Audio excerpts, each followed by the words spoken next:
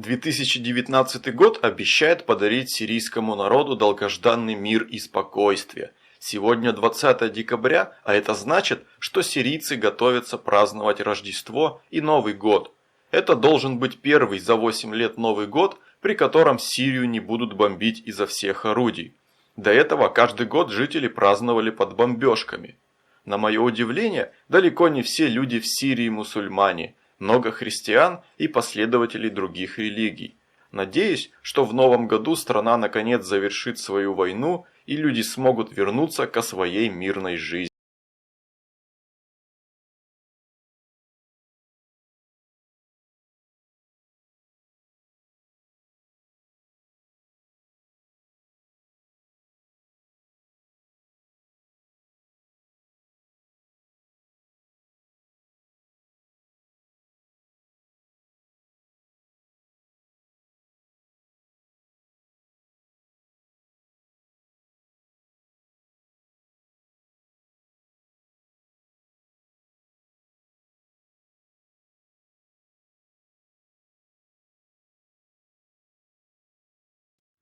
И вот я очутился в Дамаске, в Сирийской Арабской Республике. Даже не ожидал месяц назад, что побываю здесь, в этом месте. Но как-то планы мои изменились, и я очутился в этой стране. На границе меня спрашивали, конечно, но не так сильно, как могло быть. Спросили местный контакт, у кого я буду ночевать, адрес, номер телефона, имя. Я заплатил 35 баксов за визу по прилету. Который это на границе выдается. И все, меня пустили впервые в жизни, сказали спасибо за ваш визит. То есть не просто welcome to Syria, а thank you for your visit. Это было приятно. Еще неделю назад я даже и не подозревал, что окажусь в Сирии. Но бывает, что ты меняешь свои планы в самый последний момент. Двое моих знакомых уже побывали в Сирии до меня, тем самым смотивировали меня на этот поступок.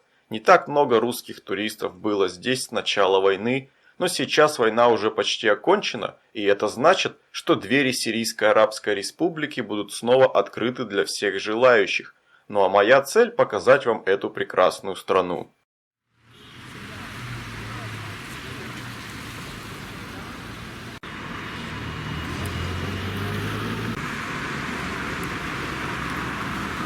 В Дамаск я прибыл из Бейрута, только этот пункт пропуска доступен сейчас для входа.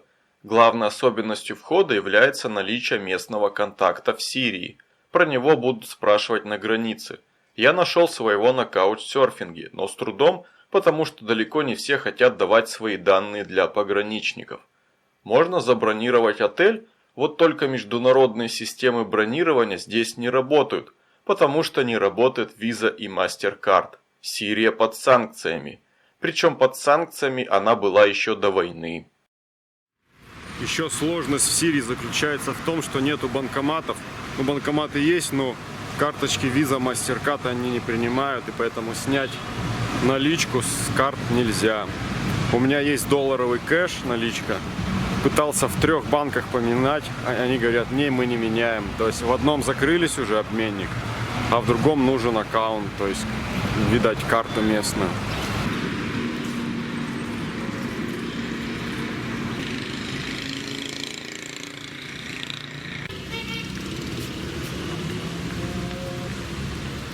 В целом в Дамаске довольно спокойно, даже совсем не ощущается, что здесь была война. Такой типичный европейский город. Даже если не европейский, то чем-то мне напоминает Иран. Тегеран, Исфахан, какие-то такие города. Все здесь похоже. Все? Да вот не все. В Дамаске очень много блокпостов, которые, кстати, с 2019 года хотят вынести все за город, чтобы не мешать городскому движению. Много сирийских флагов, которые сразу бросаются в глаза и которые сразу хочется фотографировать. А также много изображений Асада. С виду все это похоже на какую-то военную диктатуру, но по факту все это необходимо, чтобы обозначать территорию.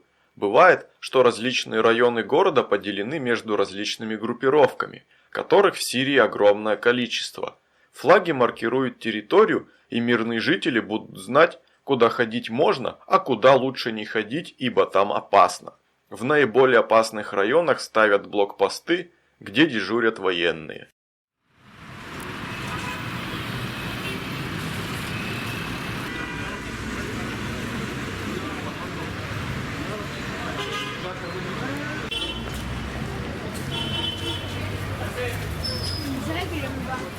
А Дамаск, ребята, это древнейшая из современных столиц и один из самых старых городов мира. Дамаску что-то около 4500 лет, и он является крупным культурным и религиозным центром Леванта, что в переводе означает «Ближний Восток».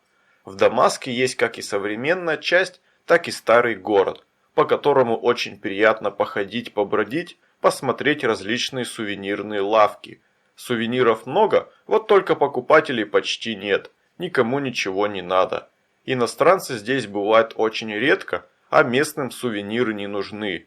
Но работать-то надо, куда деваться. Глядишь, кто-то что-то возьмет.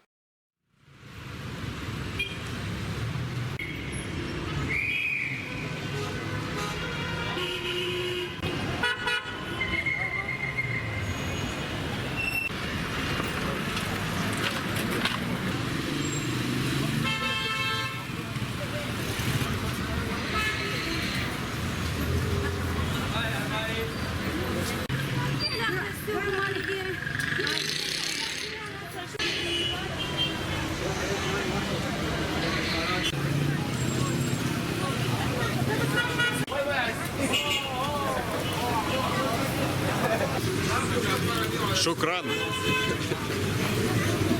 Ну как же это побывать в Сирии, в Дамаске и не попробовать настоящей шаурмы? Попадание в Сирию затруднено тем, что пограничникам нужно знать, куда именно ты идешь и где будешь жить. В любой другой стране можно было просто показать распечатку брони отеля, но в Сирии это не работает. Можно заранее найти контакты местного отеля, связаться с ним, сделать бронь, и потом эти контакты показать на границе. Погранцы позвонят, спросят про тебя и вежливо пропустят. А можно найти местного жителя на каучсерфинге и договориться о том, что он даст вам свои контакты. Не все хотят, но если вы человек приличный, то могут согласиться. В целом ничего они от этого не теряют, однако и вы ведите себя достойно, чтобы не подводить ребят. Я остановился у одного парня, которого нашел на каучсерфинге. Это тот самый парень, контакты которого я указывал на границе при въезде в Сирию. Дом у него интересный, очень старый, ему, наверное, лет 100. Потолки под 6 метров, резные рамы, двери, какие-то узоры различные. Единственная проблема здесь в Дамаске бывает, часто выключают электричество, и примерно часик нужно подождать. Есть интернет, Wi-Fi, горячая вода с нагревателем, то есть в принципе все блага цивилизации.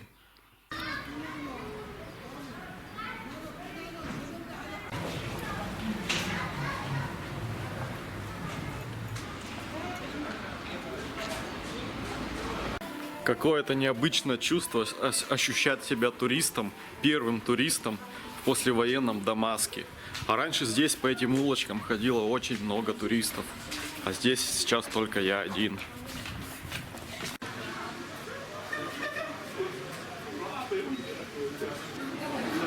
Не желаете потоптать израильский флаг немножко? В районе Баб-Тума живут преимущественно христиане. Назван он так в честь апостола Фомы. В переводе Баб-Тума означает «ворота Фомы». Это одни из главных ворот старого города, ведущих в христианский квартал. Христиане охотно будут праздновать Рождество, а затем и Новый год. К ним присоединятся некоторые мусульмане просто ради самой атмосферы праздника, гуляния. Почему бы, собственно, и нет.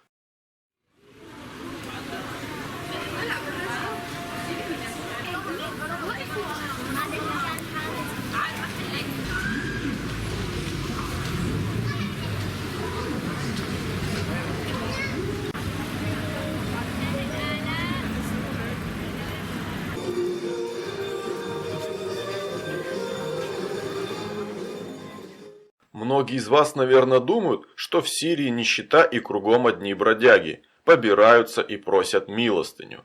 Я, конечно, кого-то, наверное, видел, но на моей памяти никого конкретного не отобразилось. Поэтому условно скажем, что бродяг в Сирии нет. Как вы видите сами, жизнь в Дамаске идет своим чередом. Для меня было шоком увидеть всех этих счастливых людей на этих улочках. Я думал, что кругом здесь будут какие-то руины и что-то среднее между руинами и обычными зданиями. Но тут вообще совсем другое. Обычная городская жизнь. Рестораны, лавки, магазины. Пусть не на такую широкую ногу, как в каком-нибудь Стамбуле, но тем не менее все здесь спокойно. Сам город местами грязноват, стены зданий обшарпаны, можно увидеть много мусора. За зданиями никто не следит, и они требуют внешней и внутренней отделки. Но оно ведь и понятно, 8 лет страна живет в военном положении. Тут уж не до жиру быть бы живу.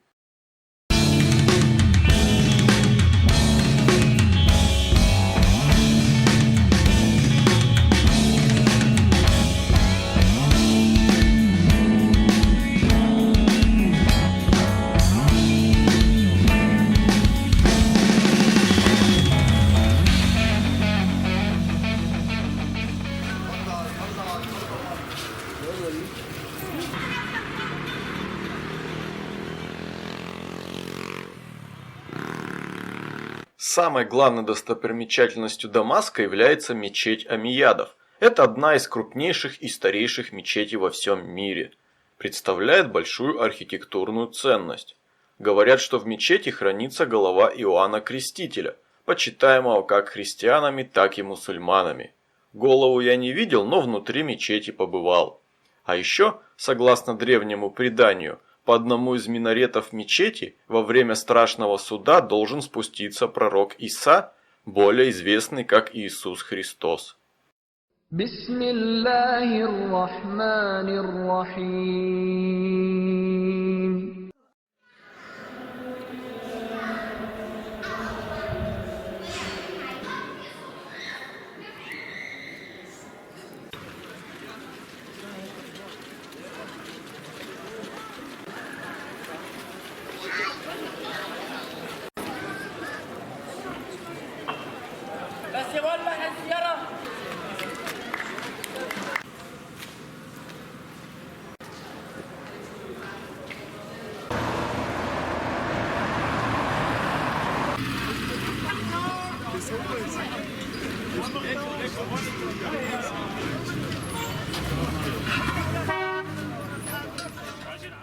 Следующей точкой моего маршрута по Сирии стал Тартус.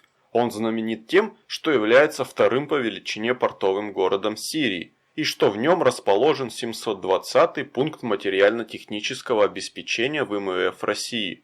Проще говоря, российская военная база. Эта база находится там с 1971 года. В нулевые ее состояние было плачевное, но после начала гражданской войны базу подтянули, наполнили контингентом, и она снова ожила. Ходят слухи, что база играет большую роль для российской радиоэлектронной и внешней разведки. А еще Тартус знаменит тем, что в нем никогда не велось боевых действий, и все эти годы люди жили в спокойствии.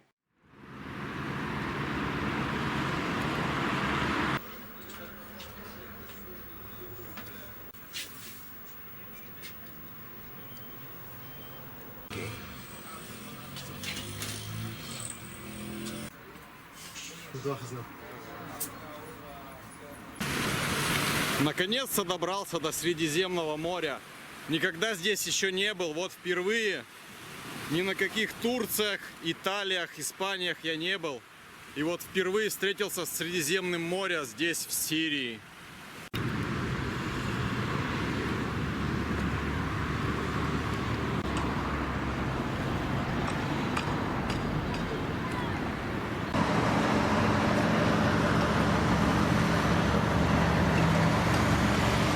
В целом в Тартусе ничего особого нет, обычный портовый город. Недалеко от него находится остров Арват, который является единственным островом Сирийской Арабской Республики.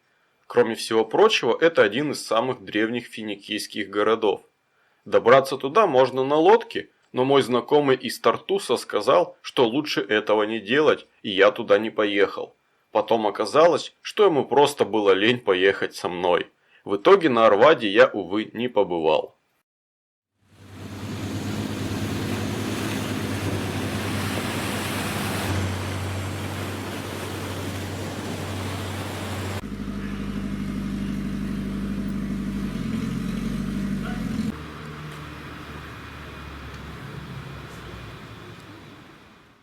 К моему счастью, я оказался в Сирии в очень красивую пору, в канун Рождества, а Тартус состоит преимущественно из алавитов, и мусульман здесь очень мало, а алавиты, наряду с христианами, вовсе не прочь праздновать Рождество и Новый год.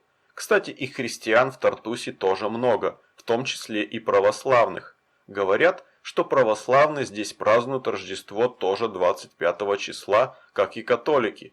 Сегодня еще только 23 декабря, но на улицах Тартуса идет уже гуляние. Это репетиция завтрашнего крестного хода.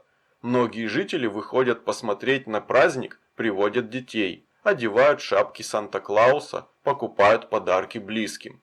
Парни приглашают девушек на свидания, оккупируют все местные кафехи и забегаловки. Очень приятно смотреть на эти счастливые лица. При этом некоторая часть из этих людей – это беженцы из разрушенных городов и деревень. Несмотря на другие религиозные взгляды, мусульмане тоже охотно идут гулять вместе с другими жителями Тартуса. Никаких разногласий, драк и хулиганства. Все жители ведут себя культурно и вежливо.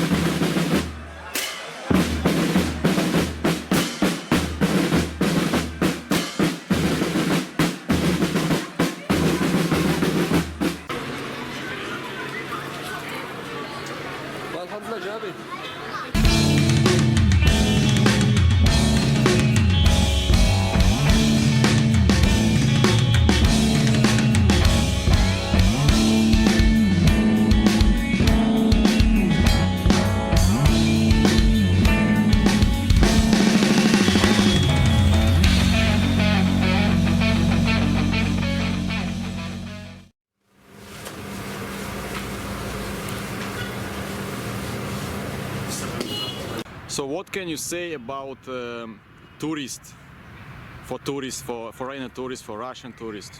Yeah, I think like it's gonna be really amazing to see foreigners in this country. Okay. There are a lot of places to visit, and Syrians people are very hospitable. They would like to see people from different countries and different cultures and meet with them, and they maybe would like to host them as I hosted you in my house. Yeah. You should visit Syria strongly. I strongly recommend to visit Syria, especially my city. Tartus, yeah? Tartus. Yeah. It's awesome. Very cool weather and a lot of things to do. Yeah, okay. Thank you, Ahmad. Shukran. You are welcome. Yeah. Peace. Латакия. Еще один город на Средиземноморском побережье Сирии. На этот раз уже главный сирийский порт, и да, здесь тоже расположена российская военная база. Это именно та база, с которой потом распределяются военнослужащие по позициям и фронтам. Военная база Хмеймим – это название вы часто слышали в новостных сводках про Сирию. А еще Латакия знаменита тем, что именно отсюда родом семейство Асада, прежнего и нынешнего президента Сирии. Я прибыл в Латакию, но хоста здесь у меня нету, ночевать не у кого. Зато через 1,5 часа у меня будет встреча с одной девушкой местной. Она пообещала мне найти дешевый отель, и я переночую здесь. Дорога была не очень простая, там были 2 блокпоста сложных. Обычно паспорт просто проверят, так как бы, и езжай спокойно. А здесь меня прямо приглашали к себе, информацию узнавали, телефон, имя, где работаю и все такое прочее. Надо было им написать. В целом Латакия это обычный курортный город. Здесь никогда не было войны, так же как в Тартусе. И в принципе жизнь такая радушная. Сегодня 24 декабря, и люди будут праздновать Крисмас. Рождество по католическому стилю.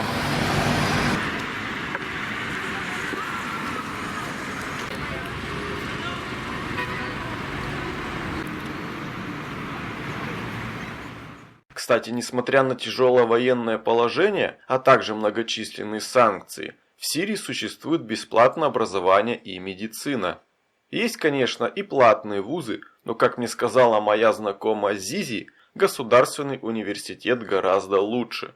Сама она работает преподавателем в частном вузе, а училась в университете Тишрин, главном универе этого региона. Ахмад, тот что с Тартуса, тоже учится в Тишрине. Кстати, из Тартуса в Латакию он ездит на поезде. Между этими городами работает единственная уцелевшая ветка ЖД-транспорта. В Дамаск, Алеппо и другие города приехать на поезде сейчас невозможно.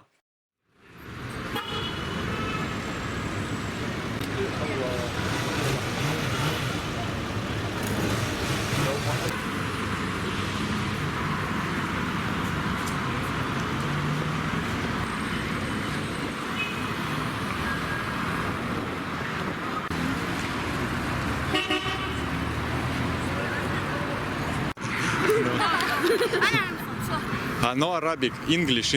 Can... English, you speak English? Yeah, I speak English and you? So what? شو يعني مرة بتصورنا؟ صورنا? ايه صورنا Photo. فوتو Yeah, photo, okay.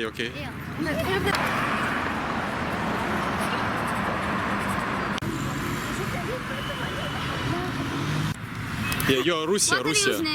My name Oleg. Oleg. Yeah, my name is Oleg. صور انا أنا؟ صوري Yeah. بس مسحهم Saham? صورنا And your name? روسيا Yeah, Russia. روسيا Зизи не смогла приютить меня у себя дома, потому что девушкам неприлично приглашать к себе посторонних мужчин. В Сирии общество очень консервативное.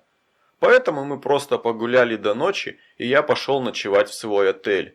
Сегодня Рождество, и многие отели задирают цену. Да и вообще цены на отели в Сирии гораздо выше, чем во многих других странах. Нету спроса, и отели вынуждены брать с иностранцев больше, чем с местных. При этом все остальные цены в Сирии очень низкие. С другой стороны, в соседнем Ливане цены на жилье примерно такие же, а войны там нету. А про Израиль и говорить нечего. Всем известно, что он дорогой.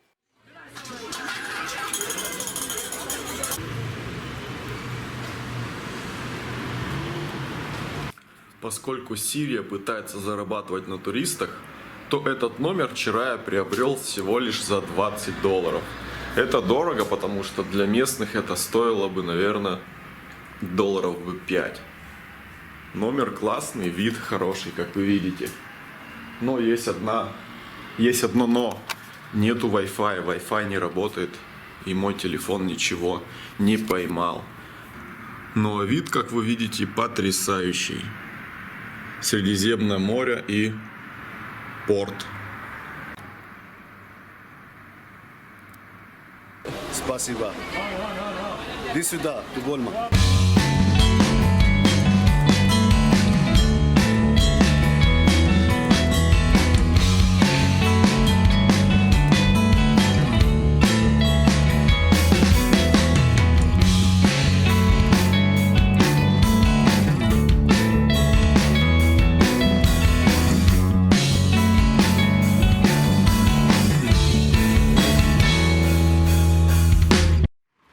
Здесь на окраине Дамаска есть районы, которые разбомбили во время войны, но попасть туда нельзя. Все перекрыто блокпостами, и даже фотографии делать нельзя, разумеется. Я попробовал сделать несколько, но мне солдат сказал, что не, лучше-ка ты шел бы отсюда, браток, по добру, по здорову, а то тебя схватят. Восточная Гута – это пригород Дамаска. Она была оккупирована силами оппозиции с 2013 года. В феврале 2018 правительственные силы начали наступление. Бои шли до 14 апреля, после чего вся территория была возвращена под контроль Башара Асада. Операция по освобождению Восточной Гуты получила кодовое название «Дамасская сталь». Здесь произошел один из самых смертоносных эпизодов всей сирийской войны – применение нервно-паралитического газа «Зарина» в размере 350 литров, в результате которого лютой смертью погибло более 1000 человек.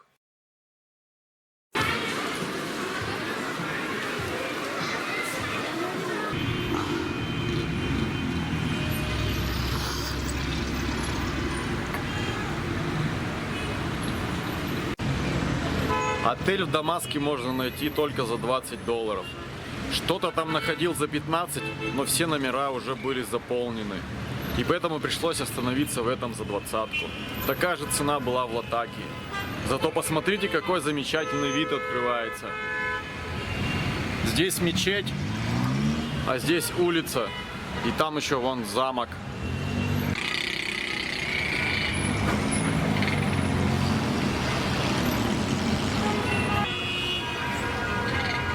Ой, замечательно. Я взял всяких сладостей местных, сирийских, с фисташками. И сейчас их буду пробовать.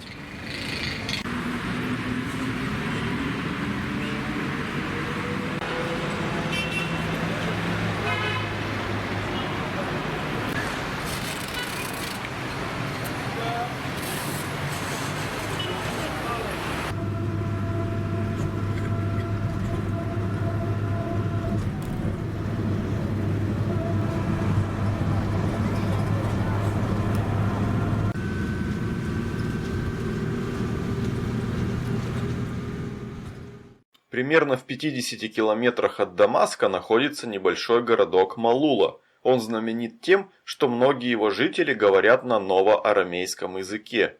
На схожем языке говорил Иисус Христос. Около 2/3 населения Малулы – это христиане, православные и греко-католики. В Малуле я посетил православный женский монастырь Святой Феклы. В 2013 году город был оккупирован боевиками, которые нанесли ему определенный урон. Разграбили дома и осквернили храмы. Жгли иконы и срывали колокола. Монахини из монастыря были захвачены в заложники и пребывали в плену у боевиков около 100 дней. Сейчас в Малулу опять возвращается жизнь и приезжают туристы. Правда, по большей части только местные.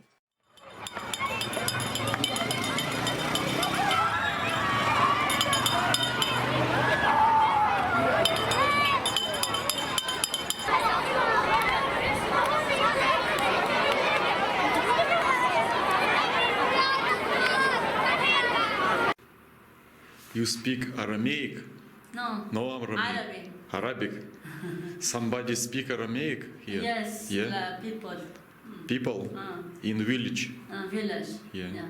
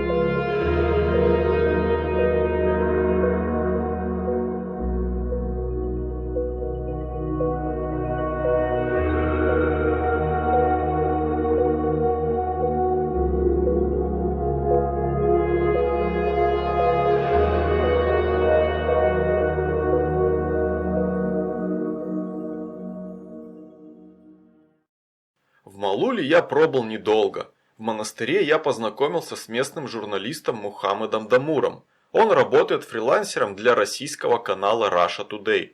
Собирает различную информацию. Он очень обрадовался, узнав, что я из России и что тоже вроде как журналист. Не дав посмотреть мне город, он позвал меня с собой, и мы поехали в Дамаск. Мухаммед – парень весьма эмоциональный, но в то же время добродушный. Он 8 лет служил в сирийской армии и теперь работает журналистом. В Дамаске я жил либо по каучсерфингу, либо в отеле. Вариант отеля мне не нравился, ибо стоит он $20 за ночь. А по каучу принимать меня никто не хотел, ибо на носу Новый год, все в заботах и гулянках. Мухаммед, узнав мою ситуацию, предложил остаться ночевать в его офисе, в котором он проживает сам. Мы прыгнули в такси и отправились в Дамаск, по пути наблюдая все те же руины Восточной Гуты. В Малуле познакомился с одним парнем, он журналист из RT, да? Where... Can you say something? أنا صحفي بروسيا اليوم بشتغل هون بالشام صار لي معها شي سنة وبحب كتير شغلي فيها واليوم تعرفت على مستر أوليك كتير شاب حلو باي ويلكم سباسيبا روسيا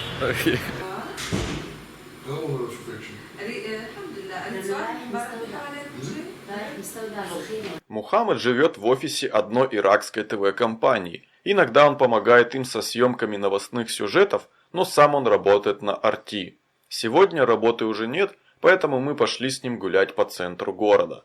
Он показывал мне различные места, жаль только по-английски он говорит плохо, нужно использовать переводчик. А в Дамаске уже совсем все по-новогоднему, люди предвкушают праздник.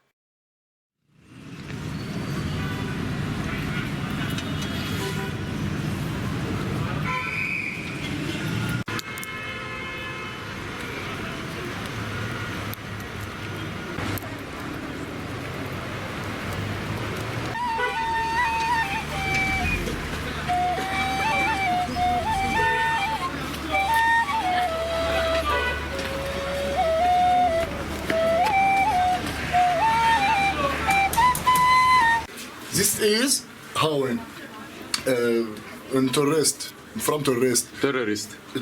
okay from Juba in Maria Street Эль Мария Стрит. killed tens of people. Окей. Кстати, о людях. Сирийцы показались мне одними из самых добрых и гостеприимных народов, которых я встречал. Люди все воспитанные и тактичные. У многих, кстати, высшее образование.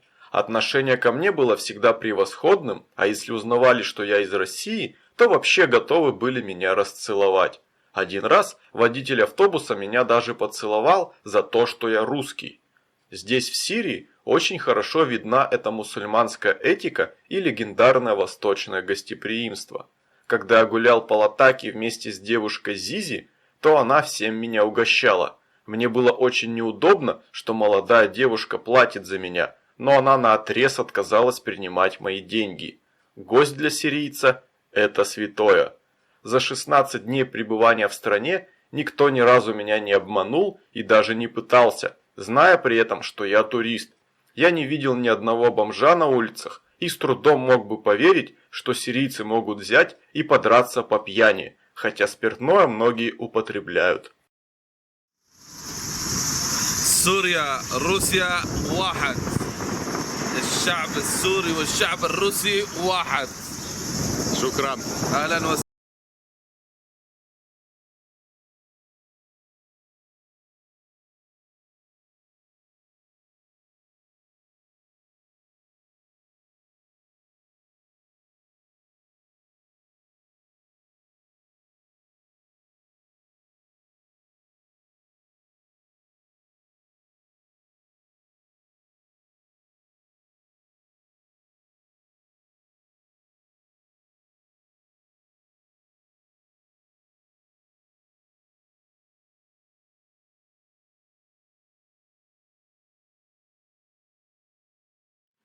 Hi, what is your name?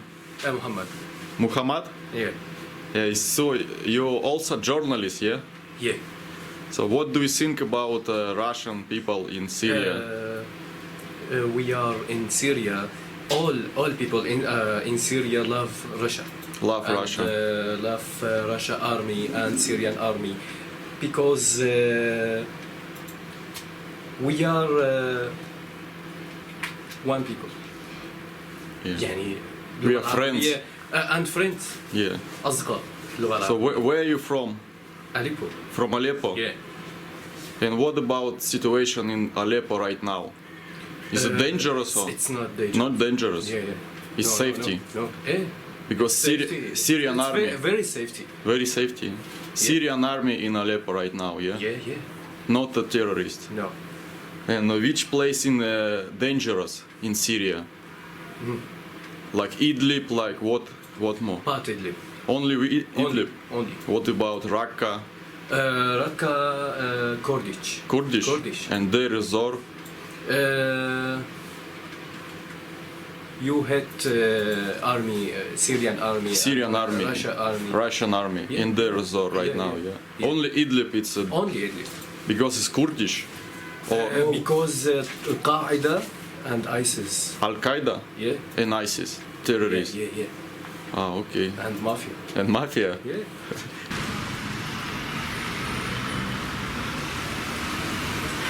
Официальное событие сегодня — открытие посольства Арабских Эмиратов. С 2013 года оно было закрыто.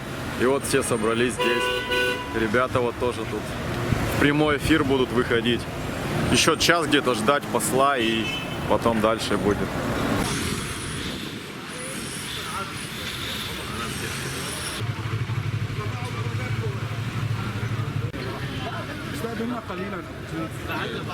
عنوان افتتاح السفارة وسط العاصمة دمشق.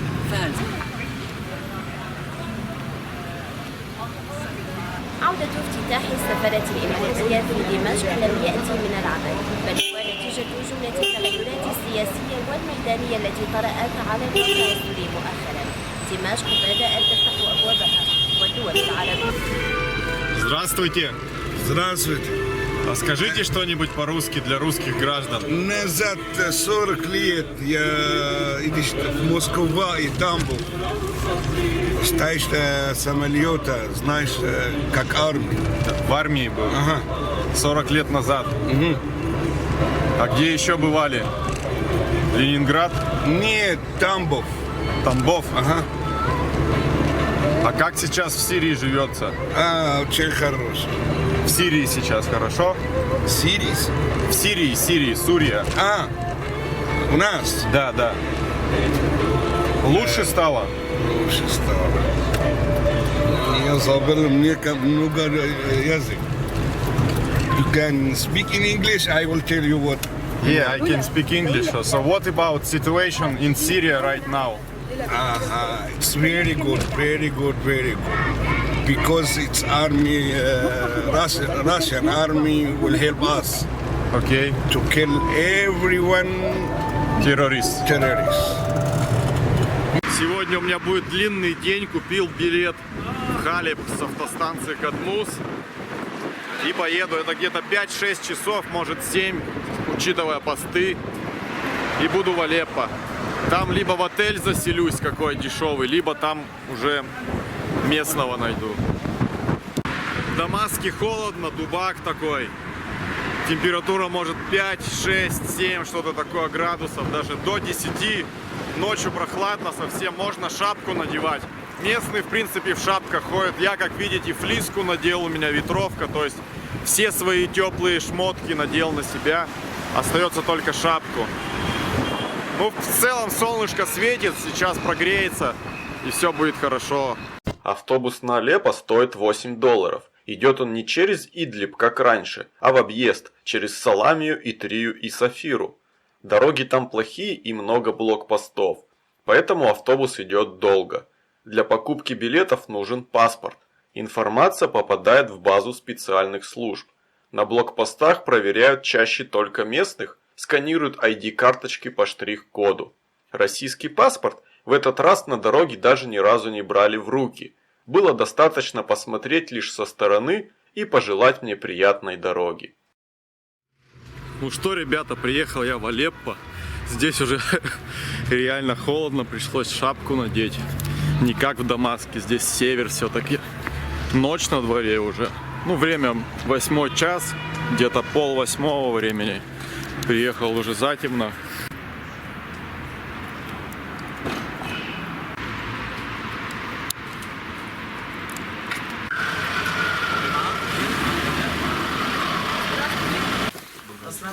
Пока шел по Алеппо, наткнулся на русских, услышал русскую речь, увидел русские буквы, и вот зашел в магазин, и здесь русскоговорящие люди обитают. Здравствуйте. С Алеппо после войны ушла, все нормально народе. И вот магазин такой старый был, самый интересуется мыло у нас, и духи, все хорошее у нас. Мыло продаете, да? Да, мы и- мыло, короче, и- вот. Это наш магазин. У нас эта фабрика называется Дакакадима. Здесь мыло и шампуни и крема делают. С начала войны фабрику, короче, переехали, короче, в другом районе. А сейчас война, все освободили здесь у нас в Алеппо. Мы переехали в Алеппо обратно, и мыло все здесь делается.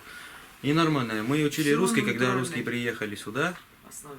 И Только здесь, да, русские учили? Да, А в России не были? В России Не я не были. был. Я читать и писать умею на русском. Хотите съездить, да? Конечно. Ну, точно. Зиму посмотреть нас. Конечно, и снег там.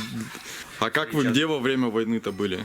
Здесь Я же? был в Латаке, В Латаке. а это наш друг был в Алеппо. В Алеппо? Да, просто сильно бомбили, где мы живем. Да, и скоро я в Москву поеду, там буду доучиться. В университете в Москве. Сильно плохо, да, здесь было? Конечно, здесь... Бомбило ну, постоянно, да? Постоянно люди умерли у нас, постоянно стреляли. И в Латаке было чуть спокойно, у меня сама мама из Латаки, поэтому... А сейчас как ситуация здесь? Очень хорошо сейчас. Очень хорошо, можно спокойно гулять, да? Конечно. Туристам. Я учусь на последнем классе сейчас. Последний класс, школа, да? В школе, да. Заканчиваю. 11-й, да? 12-й. У нас 12-й у вас. Сейчас застопить кого-нибудь в сторону границы. Это все вы? Конечно, хотелось бы уже сегодня. Прикольно. Я мечтал попасть на этот материк, и моя нога наконец ступила на земли Южной Америки. Ну что, ребята, я действительно в Алеппо. Здесь так-то классно. Много различных старых зданий. Отель, в котором я заселился, всего за $10. Это очень мало для Сирии. И зданию там лет, наверное, 200. Такое классное здание, я потом вам покажу. И вот здесь вы видите, это башня. Сейчас я пойду, найду себе чего-нибудь пожрать на ночь глядя. Шаурмы какой-нибудь местной. Или на крайняк фалафель.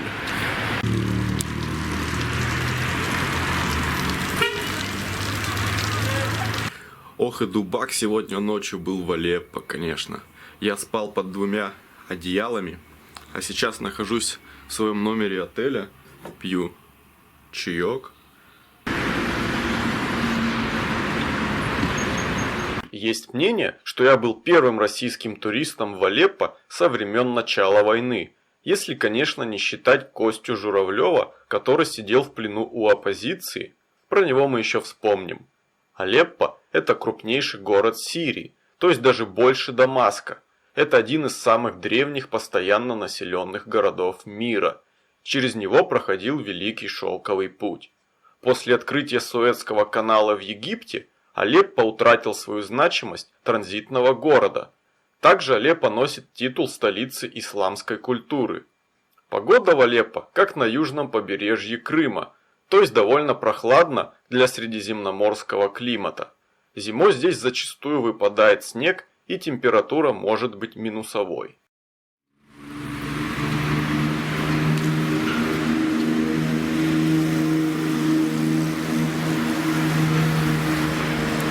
Банкоматы, как видите, не нужны, и поэтому в них даже можно рукой залезть, что-то там потрогать. Виза и MasterCard здесь не работают из-за санкций.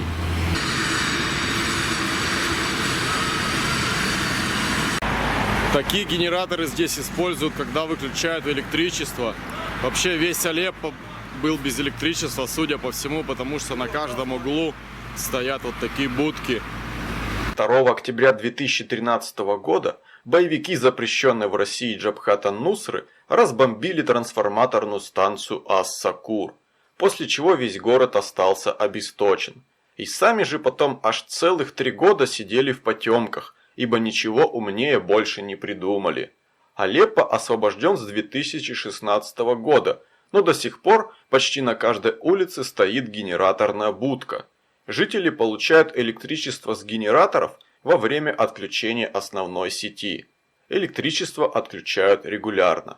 При этом цены на электричество дешевые, В среднем в месяц одна квартира платит что-то около $2 за государственное электричество и еще какую-то сумму за генератор.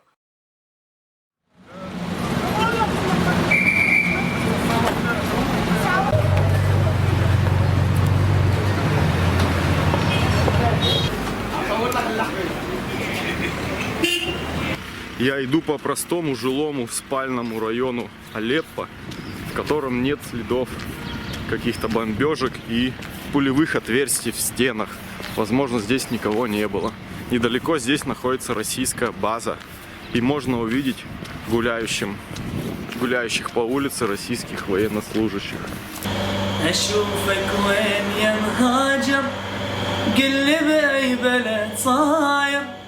قل لي بأي بلد صاير أشوفك وين يا مهاجر فراقك مو سهل عندي ولا هي أزمة وتعدي تعالوا طيب الخاطر أشوفك وين يا مهاجر فراقك علة العلة عقل بالراس ما خلى فراقك علة العلة عقل براس ما خلى يوم الهاجرت والله فطر قلبي وصرت شاعر ولجلها صرت شاعر اشوفك وين يا مهاجر.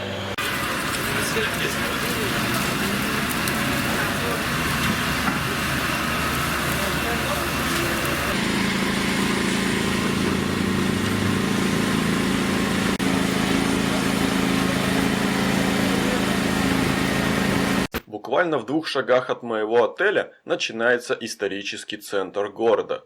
К глубокому сожалению, большинство старинных зданий в Алеппо пострадали от боевых действий, а многие даже не подлежат восстановлению. Сейчас уже начались восстановительные работы, но оригинальный облик зданиям уже не вернуть, он потерян. Алеппо был очень красивым старинным городом, с этой восточной эстетикой и атмосферой. Он таким остается и сейчас, пытаясь залечить свои тяжкие раны. Мы с моим другом Ахмедом идем по разрушенному Алеппо. Он мне показывает районы. Вот видите, здания там без окон, без дверей. Все раздолбано.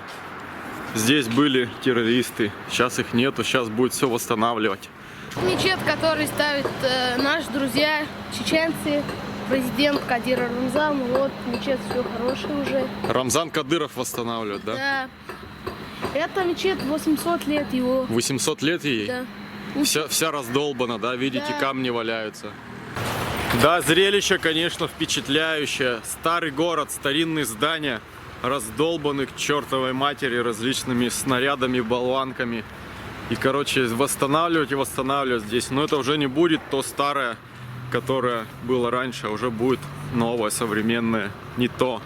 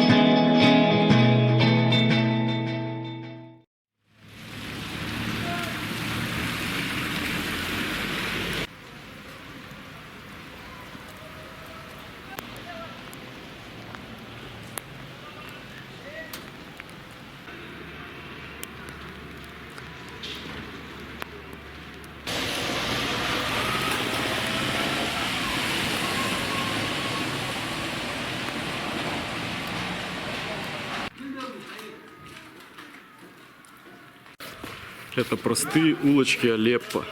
Местные жители, когда видят меня, что я иностранец, и у них не возникает вопросов, кто я такой. Я русский освободитель. В моем лице они поздравляют и говорят спасибо всем русским. Салам. Все меня приветствуют, говорят спасибо, шукран в моем лице. Сразу понимают, что только русский может здесь ходить по этим улочкам и никакой другой иностранец.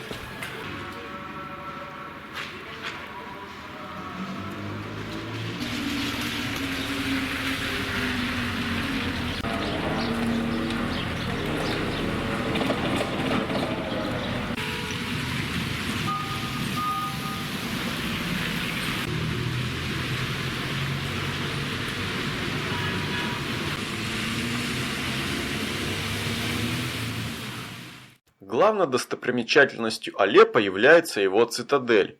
Она построена больше 1000 лет назад и с тех пор пережила уже множество различных нападений. Почти 200 лет назад в Алеппо было сильное землетрясение, и цитадель изрядно потрепалась. Последствия были плачевны. А сейчас она стала свидетелем новой войны и опять устояла. Цитадель сложена из традиционного для этих мест камня известняка и была задумана в качестве опорного пункта во времена крестовых походов. И все этим людям не имется. То крестоносцы, то Тамерлан с монголами, то различного рода террористы. Цитадель видела всех и увидит еще немало.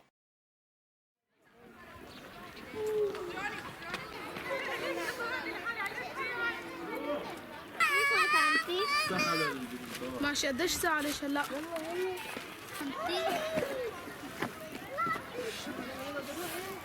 Местные жители реально очень благодарны русским за их помощь. Как они говорили сами, без помощи россиян Алеппо бы они не вернули. С виду я немного похож на местного, возможно из-за бороды.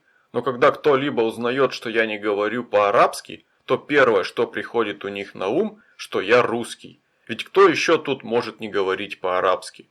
Российский паспорт здесь способен вытворять чудеса. Создается впечатление, что даже если бы я натворил здесь каких-то дел, то мне бы все сошло с рук из-за моего гражданства. Российские военнослужащие все ходят в камуфляже, но помимо них есть еще военная полиция и специальные службы, которые ходят в штатском. На арабском спецслужба называется мухабарат.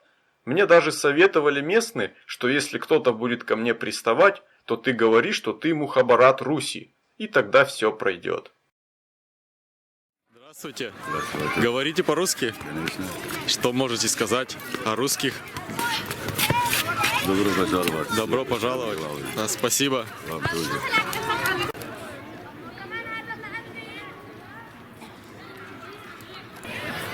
Как видите, здесь в цитадели, на площади, все спокойно. Туристов много, китайские туристы, французские туристы. И я самый главный русский турист. Расскажу немного о ценах.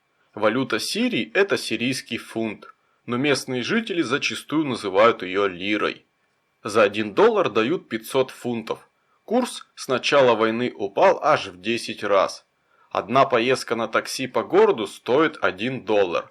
Большую сытную шаурму с говядиной или курицей можно взять также за $1.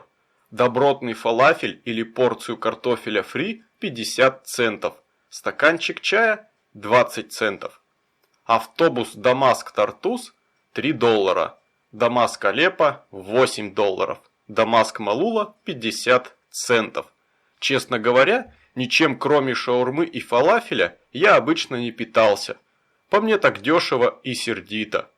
Еще есть различные печеные изделия, вроде пиццы, очень вкусные и идеально подходят для завтрака. Стоят от 10 до 50 центов. Цены на продукты питания в Сирии дешевые, потому что все ингредиенты местного производства. При этом с зарплатами в стране беда. По некоторым данным, средняя зарплата сирийского гражданина составляет около $100–150 в месяц. Многие работают на 2, а то и на 3 работах.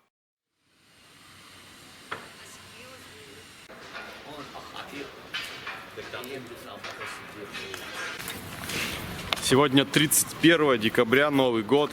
И я с моим новым другом Наимом. Наим, yeah, right? Yeah, Naim. Yeah. Мы ходим, гуляем опять по старому городу, по развалинам и руинам. Смотрим. Вовсю идет реконструкция. Видите, вот здесь старое здание, а здесь уже новое. Практически такое же тоже, видите, с различными этими наличниками резными, или как это называется. Вот свежая плиточка уже легла на стенки.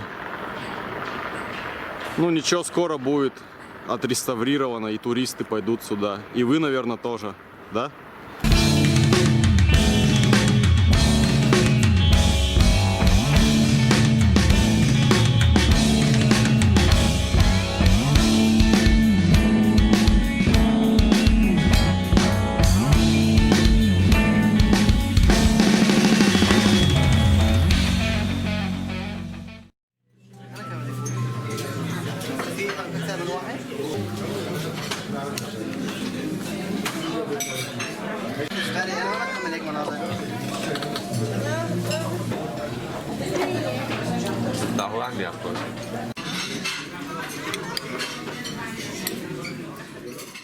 Новый год я решил встречать в Алеппо, но не в отеле, а у местного парня Наима, которого нашел на каучсерфинге.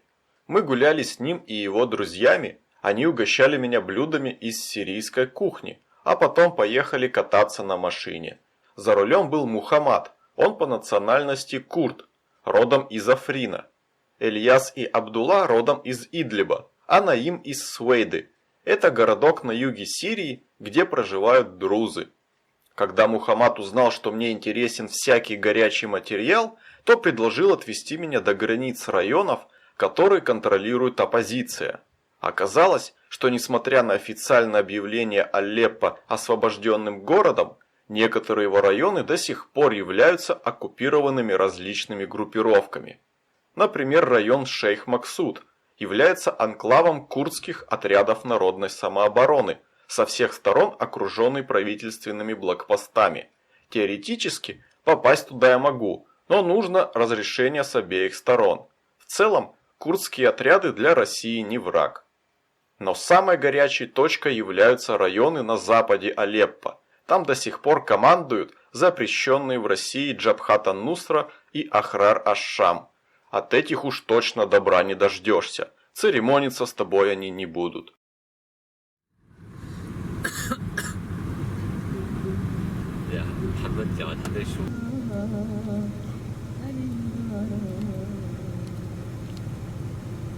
هي مقبرة الأرمن وهيك شيء. This is Armenian cemetery. Armenian cemetery, and this one is Sheikh Maksud, yeah? Road to Sheikh Maksud. Checkpoint. No, there is no checkpoint here. There is no checkpoint here. Not checkpoint. Don't care. No, they are checkpoint. ما هو عارف هون نفترض.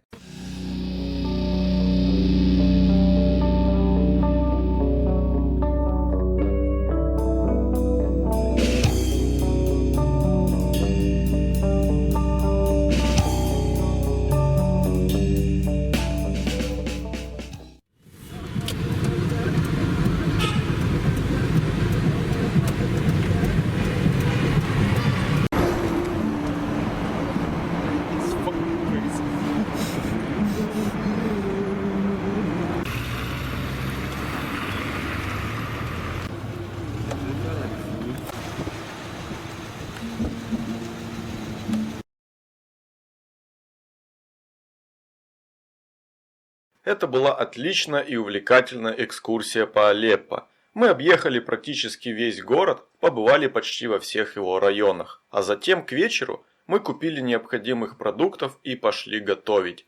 Я предложил им приготовить борщ, показать, что вообще мы едим там в своих этих северных широтах. А борщ – это просто питательно и вкусно. Все были довольны, а Наим записал себе рецепт.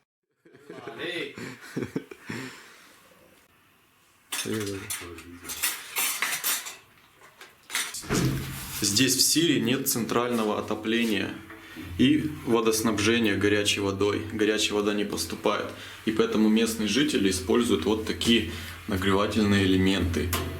Ох, водичка уже горячая. Для душа и для всего остального. Водичка в Сирии течет питьевая прямо из-под крана. Один кран, вот видите, для горячей воды. И другой для питьевой. Прямо из-под крана можно пить. Не то, что у нас в России.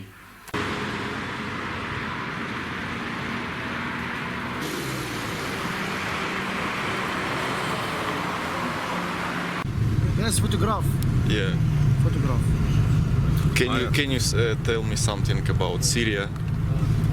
Yeah. Tell something about Syria, about Homs. Homs, it's so beautiful city, but it affected by war. People in Homs is happy.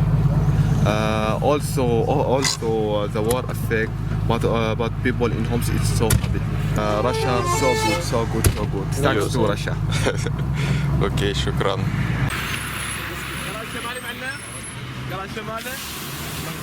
Итак, ребята, я прибыл в Хомс. Это один из 3 крупнейших городов Сирии. И здесь что творится, конечно, это как постапокалиптические фильмы. Как «Ходячие мертвецы» смотрели, да, и вот здесь то же самое творится. Звездное небо хотели увидеть, вот оно. Хомс — это тот город, который наиболее пострадал от различных бомбежек, авиаударов, пуль и всего, чего только можно представить во время войны. Пулеметные очереди фигачили здесь, наверное.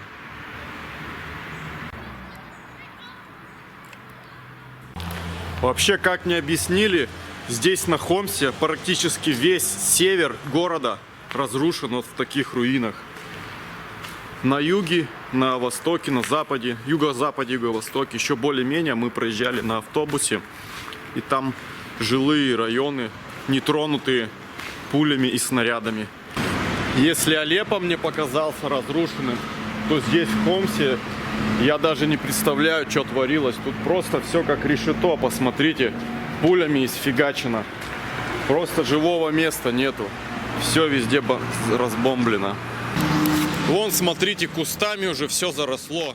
Здесь же когда-то были различные кафехи, какие-то заведения там.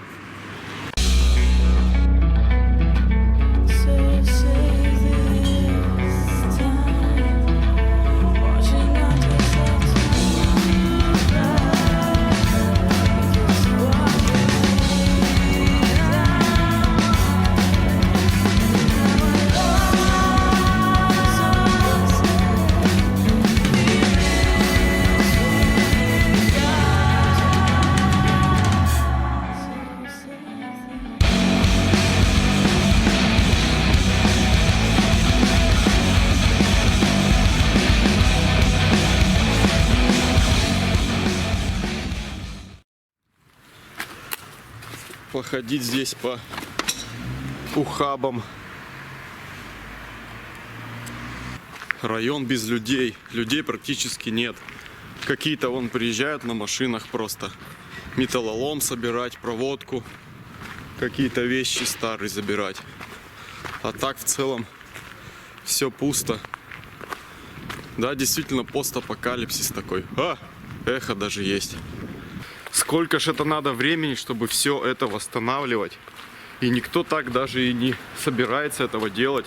Насколько мне известно, Хомс давно уже освобожден. Но этот район брошен. Улицы зарастают травой, кустами, сорняками различными. Мусор лежит, гниет. На камнях уже мох начал расти. То есть это говорит о том, что давно все заброшено. И никому ничего не надо. У сирийской оппозиции Хомс известен как столица революции, потому что он был один из первых городов, где вспыхнули вооруженные столкновения. Началось все с февральских протестов 2012 года, а потом пошло-поехало, закрутилось, завертелось. Полетели пули, мины, снаряды. Осада Хомса продолжалась 3 года, а 9 мая 2014 года город полностью перешел под правительство Асада. Хомс – это очень важный стратегический пункт. Через него проходят все транзитные пути с юга на север. Если потерять Хомс, то потеряешь и доступ к остальному. Поэтому бои за него шли особенно ожесточенно.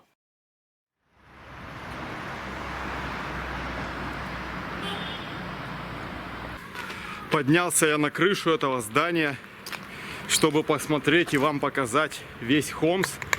Ну, не весь, но весь этот северный район, который, конечно, здорово разбомблен.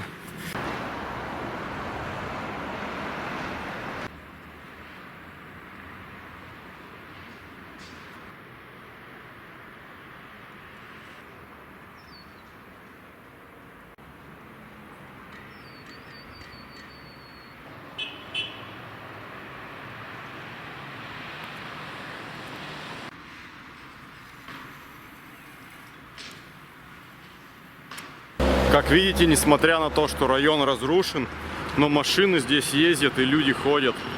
Район этот транзитный, его просто проезжают туда дальше. А там я видел, что много жилых зданий, нетронутых.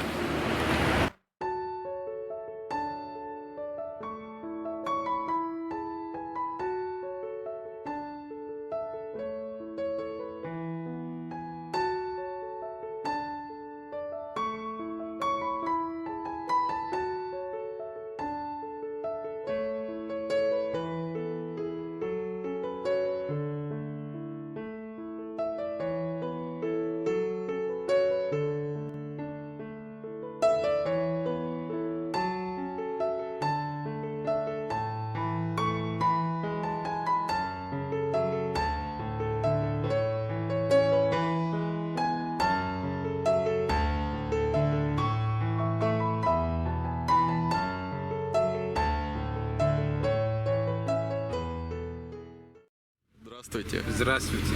Скажите что-нибудь для русских. Вот. Ну, советский, мы знаем в Советском Союзе вообще, когда было вообще. Вы учились в России, да? Да, в МГУ, в университете, вот, в Москве. В каком году? В 86 году. Ага. Вот закончилось там. И приехали в Сирию, так. Жена русская с Кирова. У меня 4 детей у нас. Вот, я вспоминаю самые хорошие вот это время, мы когда учили. Вообще народ простой, хороший. Последняя точка моего маршрута в Сирии. Город под названием Дера. По факту тоже, конечно, та еще дыра. Ничего здесь интересного нету. Развалин тоже даже как таковых нету. И здесь уже начинается иорданская граница, буквально 10 километров отсюда. Я перехожу границу с Иорданией.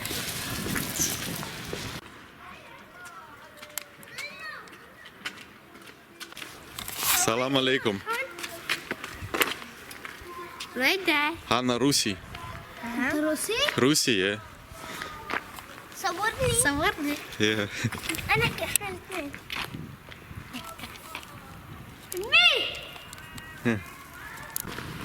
Да, вот здесь точно шли боевые действия. Квартал такой разрушенный. И русских встречают довольно-таки хорошо, как и везде по всей Сирии. Ну вот здесь такая улица перекрыта. Я не знаю, пройду, нет туда. Посмотрим. Машина едет. Мне как бы в ту сторону, в сторону границы. Попробую пройти. Дорога здесь перекрыта. Потому что квартал нежилой, как я и говорил, здесь шли боевые действия. Все раздолблено. В пух и прах, руины настоящие. Да, что творилось тут? А тут вот узкоколейка проходит. Вот она.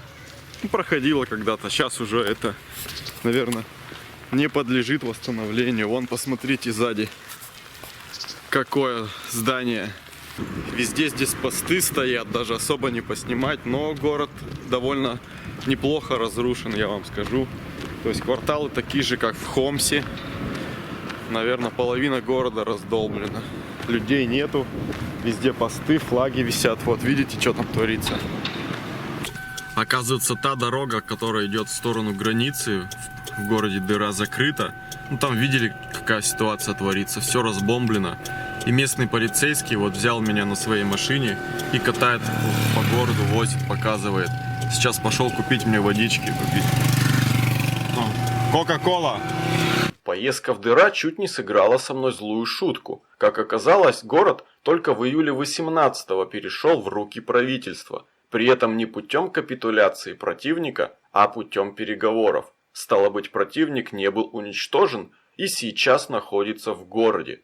Оказывается, вся южная часть города находится под контролем свободной сирийской армии.